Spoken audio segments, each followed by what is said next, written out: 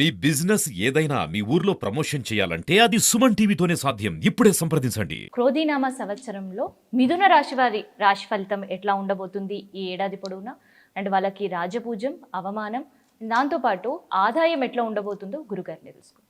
So ఈ రాశి వాళ్ళకి ఎలా ఉండబోతుంది గురు? మిథున రాశి వారికి తన్మిథునం అంటే భార్యాభర్తలు అనేటువంటి దాని యొక్క సూచన.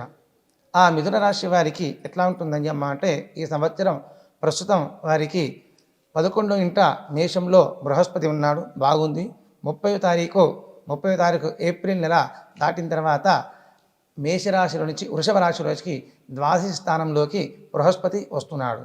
ఆ బృహస్పతి వస్తున్నప్పుడు స్థానబలం, కొన్ని రకాల ఇబ్బందులు, ఇక్కట్లు అనేవి మనకు కనబడుతుంటాయి. ఆరోగ్యపరమైన చిక్కులు కొన్ని ఉంటాయి. ఆరోగ్యపరమైన చిక్కులు ఉన్నప్పుడు వారి యొక్క కులదైవము, ఇష్టదేవతలను శివారాధన చేయడం అన్ని రకాలుగా శ్రేయస్కరం. కుంభము ప్రస్తుతం మీదనం నుంచి కుంభంలో ఉన్నాడు కాబట్టి స్వామివారికి నవమంలో దశమంలో ఉన్నారు కాబట్టి ఆ శనీశ్వర సంబంధించినటువంటి గ్రహ బాధలు తొలిపోవడానికి కొన్ని రకాల జపదానాలు చేసుకోవడం అన్ని రకాల శ్రేయస్కరం. వారు ప్రతిరోజు శివారాధన చేయడం, అలాగే శనీశ్వరుడికి తైలాభిషేకం చేసుకోవడం, తర్వాత సుబ్రహ్మణ్య స్వామి వారికి ఆరాధన చేయడం వల్ల అన్ని రకాల బాధలు మిథున రాశి వారికి ఈ సంవత్సరం తొలగిపోతాయి.